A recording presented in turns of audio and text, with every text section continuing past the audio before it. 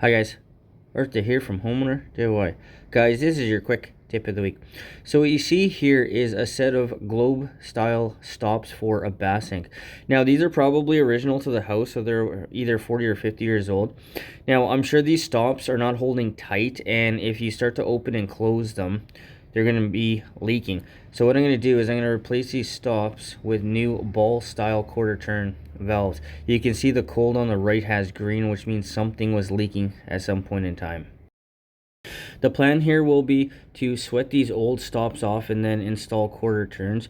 I'm going to be replacing the sink and the faucet in this bathroom as well. And that is why I want to replace these stops with something new, so I know that I'm not going to have any issues when I turn off the water. So what we'll do now is material and tools. Okay, this is the material and tools list for this job.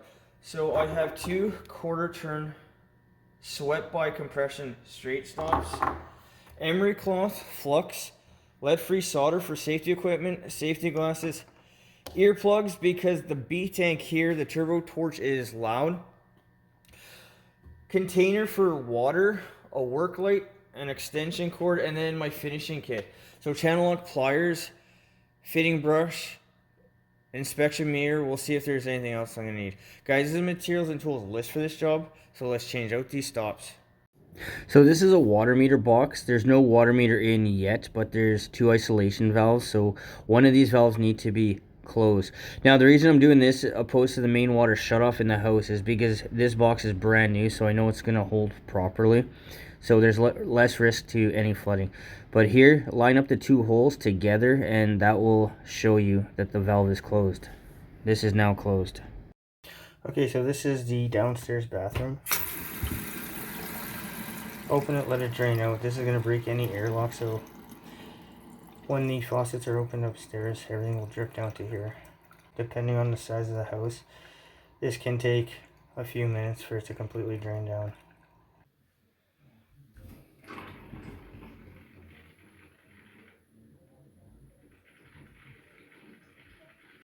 So the noise that you hear is air going into the system because the faucet downstairs is open. The water is now draining out and it's sucking in air from the bathroom up here. This is breaking the airlock to make sure that the system properly drains down. Using a 10-inch crescent wrench and a 5/8 ratchet wrench, I'm going to remove the supply line from the stop. Now you still have to back wrench the stop so you don't kink the copper line that you're going to be soldering the new valve to. Once the nut has been removed, the copper line can be pulled out of the stop. Because this is all compression and it's original to the house, it may be a little tough to get the two apart.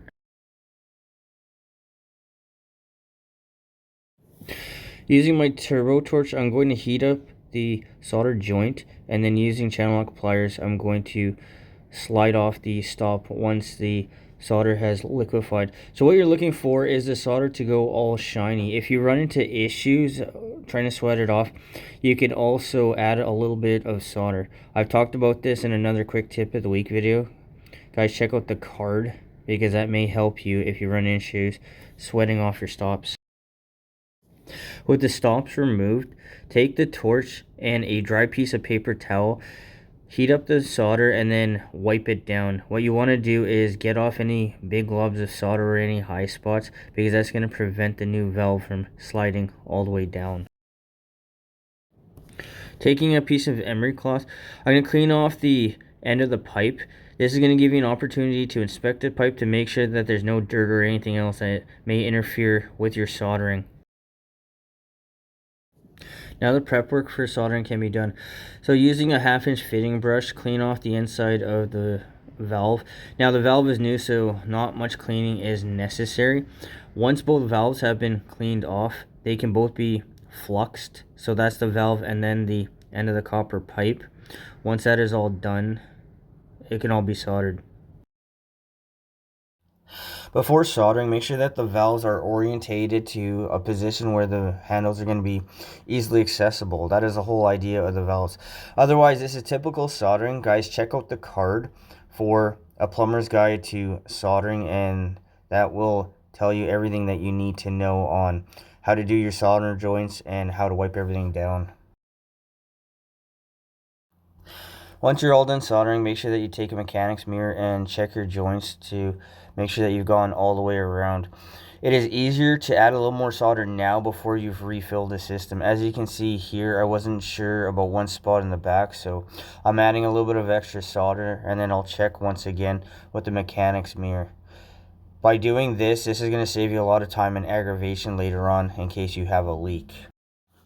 Now that the solder joints look okay, I'm taking a damp piece of paper towel. You can also use a damp rag.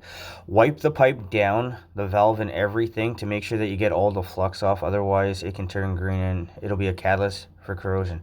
One thing I also forgot to mention, when you're soldering your valves, make sure that the valves are open. The orientation, how it's parallel with the pipe, is showing that the valves are open. You don't want to solder your valves closed because you can melt the seat.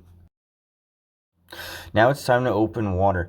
When you open the water, make sure you just open it a crack and slowly refill the system. You don't want to open it all the way because it'll shock the system and you can develop pinhole leaks. So this is how much I've opened the valve. I can hear the water flowing through it.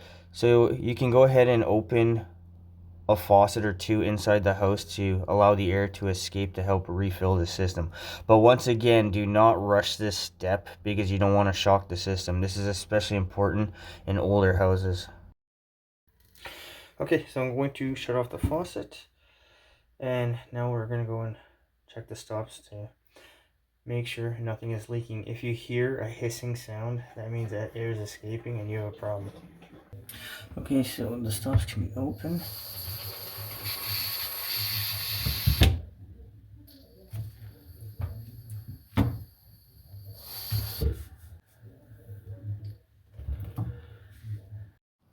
Now that I don't hear water flowing through the pipe, that means the house is pressurized, it's full, and then the valve can be opened all the way. This is the correct way to open your water. You have to do it in a staged approach and allow everything to slowly refill. But that's it for this job. This is what you need to know if you're going to shut down your system, solder on stops, or crimp them on for that matter, and refill your system safely so you don't have any problems in the future. Guys, that's your quick tip of the week.